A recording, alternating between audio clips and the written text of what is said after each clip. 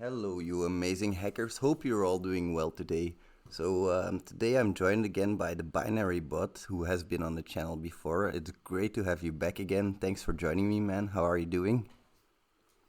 Hey, thank you, man. I'm doing pretty good right now. How are you doing? I'm pretty good, thank you. It's wonderful weather out here, always nice. You've prepared a couple of questions for me. I really like those questions. I also have some material prepared to answer your questions. Could you please repeat your first question? Yes, sure. Yes, sure. So the first question is I'm aware that passive scanning is gathering information about a site without touching its surface, right?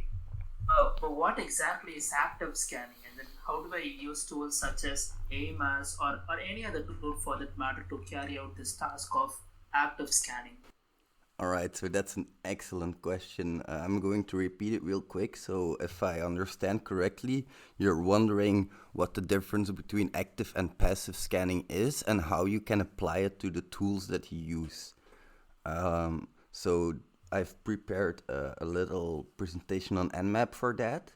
Now, first of all, to know what passive and active scanning is, we have to do a little bit of explanation. So, passive and active scanning, it relays back to network scanning.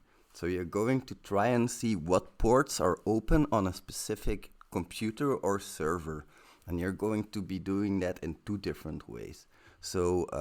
You want to know if the port is open, closed, or filtered. That's very important because you want to know if, for example, port 80 is open, you probably have a web server on there. While if it's closed, you know that there probably won't be a web server on there.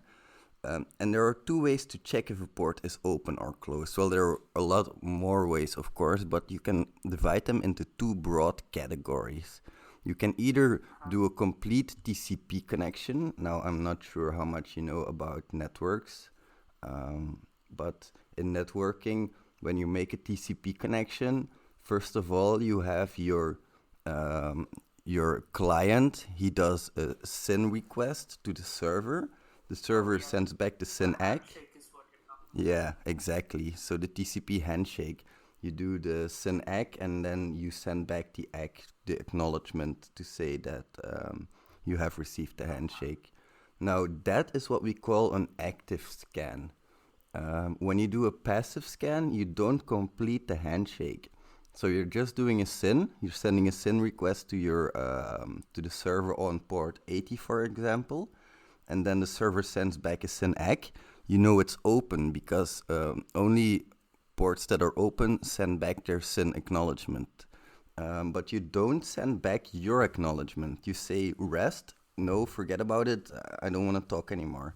So you don't complete your TCP handshake. You don't establish a TCP connection with the server. That also doesn't get logged as an intrusion attempt. It's a lot less intrusive than a complete TCP connection. Now, when you have a closed connection and you send your SYN request, you're going to get back a REST message because the server says this port is closed. If the port is filtered, that's also interesting to know sometimes. You can send a SYN request to, for example, port 80, but the server is not going to answer. It's not going to reply anything. And that's how Nmap knows the difference, for example, between open, filtered, and closed ports when it does a stealth scan. Stealth means passive, and the stealth scan is also the default option for Nmap. So whenever you run Nmap, you always do a stealth scan. Of course, unless you defy it otherwise. So Oh, okay. I hope Okay. that answers your question a little bit. Yes, definitely it does. This is really interesting to know. All right, thank you. You had some other questions, I believe, right? Yes, I still have a couple of questions. Well, the second question is, what is reverse Whois? I mean, doesn't mean, let's say that if I have a registrant that hasn't supplied his or her email address while running Whois, then wouldn't I be able to run a reverse Whois at all? Or is there any other method apart from just obtaining the email address to do a simple horizontal domain correlation? That's a very good question. So I'm going to summarize real quick. You're wondering your Whois. You have a Whois, and you also have a reverse Whois, and you're wondering if the domain registrar didn't enter an email address. Can you do a reverse Whois, or can you find any other ways? So what I've done is I've opened up a tab and I've looked up. I've done a Whois on Google.com. And Google has a registered contact email address for the registrar. Now, not everybody's going to have a contact, as you say, but most people are going to have some data, whether it's a phone number, whether it's a name, whether it's it can be a registrar name, it can be a personal name, it can be anything. All of those data you can do a reverse Whois on. So you can pretty much find, for example, here I can take the contact phone number, I can enter that in a reverse Whois search engine, and I'm going to find all of the domains that belong to that phone number.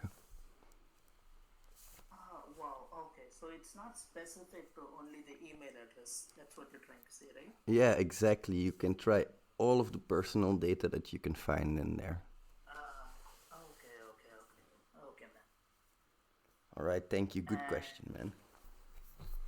Yeah, I have another question. Let's say I have a huge list of subdomains in a text file. Now I want to find out what domains are up and running. That is the live domains which return a 200 status code, and then the ones that return a 404 with the backend server name. How is it possible for me to do that? That's also an excellent question because I've run into that problem multiple times in the field when I'm bug bounty hunting. Sometimes you get a target that says star.domain.com, for example, star.google.com. And when you try to look for all of the subdomains of Google, you get a huge list. So Exactly. the way I usually do that is I used to have a tool for that. I can't exactly remember the name, but if I come on the tool, I'll send it to you and I'll also put it in the description below. What I do now mostly is I use Nmap. So in Nmap, I've prepared something for you as well. Going to make this a little bit bigger on screen. I'm going to type out an Nmap command, so I'll start with Nmap as usual. -sc for default script and SV for banner enumeration. The SV for banner enumeration here is important because it will allow me to view what kind of web servers are running if they disclose their banner, of course. Not all web servers do. It depends on the configuration. And then I'm going to enter -p for ports, and then I'm just going to directly type 80 behind it, and then I'm also going to do ,443 for HTTPS, of course. And that way I'm only checking the default HTTP ports. Now, of course, you're going to miss a few ports like this, but this is the fastest way to search for all of the web servers in a list of domains. There are other ways. For example, I can scan all of the ports on all of the servers, and then I can filter out my results to find out which have a HTTP related banner or something like that. But that's going to, of course, take a very long time. So I usually use just Nmap. I also have another tool that I would like to show you in a separate video. That tool is called Sparta, and it's available on Linux.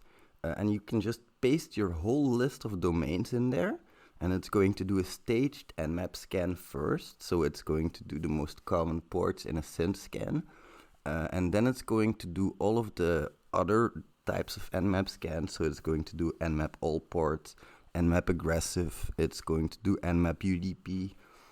And while it has those ports found, for example, if it finds port 80, it's automatically going to run the tool Nikto on that port. And then it's also going to take a screenshot. And then when it's done, the tool, you can order your results via services. So you can, for example, see service HTTP, and when you click on the HTTP, you can see all of the hosts that belong to that service. Or you can, for example, order them by tool. So you can say, I want to tab tools, and there you can say Nikto, and it will say all of the Nikto scans under that specific tab. So it's a way to order your results. It's a way to automatically take screenshots, view screenshots. It's a really useful tool, and I'll make a separate video about it just to show you as well. Sure, brother. But then I believe this. I think this answers the first. But then what about the later version? That is, how do I claim the? How do I know what all domains return a 404 with the server name? Is it possible to do that? Yeah, that's why I have the SV option. So I use a -SV. It'll grab the server banner, and it'll also try to get the headers from the website using the SC parameter. So I have -SC is default script, and the default scripts for HTTP will try to get the title, so you'll see what the title of the web page is, and they'll try to get the headers. Okay. And also some other things.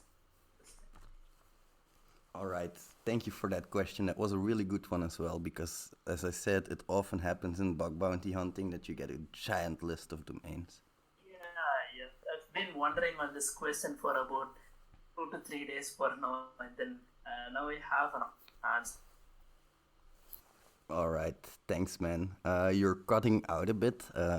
Are you still there? Hello. Yeah, so you're still with us. Excellent. So you also had another question. Could you repeat the last question, please? Yeah, sure. So the fourth question is, what is DNS enumeration? As in, what roles do port 80 and 443 exactly play here? And then how do I use Nmap or mass DNS or Nikto to gain additional hidden assets as it is being proclaimed by a lot of people on the internet? And I'm totally unaware of how to interpret the output of any of these tools that I mentioned, that is mass DNS or Nmap or Nikto. How do I do this? Excellent question again. So your question specifically was related to what is DNS enumeration, and how do I relate ports like port 80 to extra domains, like they say on the internet, to extra assets. Well, I've thought about that for a bit, because for me that's a two-part question. First of all, DNS enumeration, like you asked, that's for me a very important part, because DNS enumeration is what most people call recon. I've seen a lot of talks at Black Hat, at DEF CON, about recon and how they do that kind of stuff.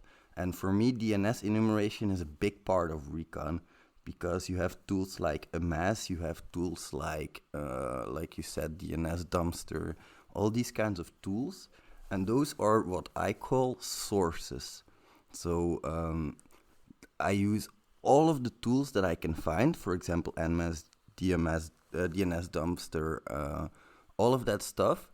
I use, for example, if I have a target google.com, I'll enter my target in there, google.com, and they'll all spit out a list of all of the subdomains that they can find.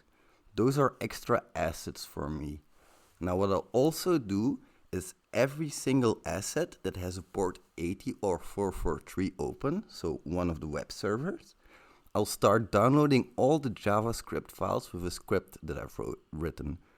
Then I'll go through all of the JavaScript files, and I'll look for extra endpoints, for extra assets, so subdomains, anything that I didn't find through all of my other scans.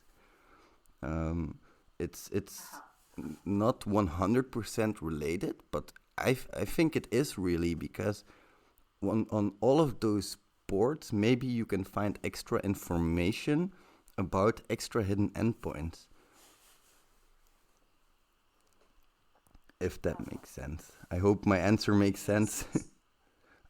It'll make a lot more sense when I show you, by the way. I also plan on doing a separate video on all of the outputs of Nikto, Nmap, all of the scanners, mass scan, all of that kind of stuff. Sure, brother. Eagerly waiting for that. Thank you for your inspiration on that, by the way. It really helps with the channel. Thank you. All right, man. I don't know if you have any more questions. Oh, that's it, brother. That's it. All right. We're definitely expecting all of the videos, the upcoming videos. All right. Thank you very much for your help, man. Is there anything else you would like to say to the viewers? Nothing much. I think I've included my details on contact in the last video, but then I have a slight update. I've changed my Twitter ID recently, and then I'll put that. I'll send it to you. Maybe you can add that in description as a shout out. All right, for sure, man. I will. Thank you very much. Thank you. All right, everybody, thank you for watching. I hope I'll see you in the next video. And if you want to be in one of these videos, join the Slack below. We do them a lot, and I plan on doing them a lot more because input from people like you, Binarybot, it really helps a lot with the channel. So thanks again for everything that you do. If you guys enjoyed, please leave a like. And I'll hope I see you in the next video. Thanks again, Binarybot.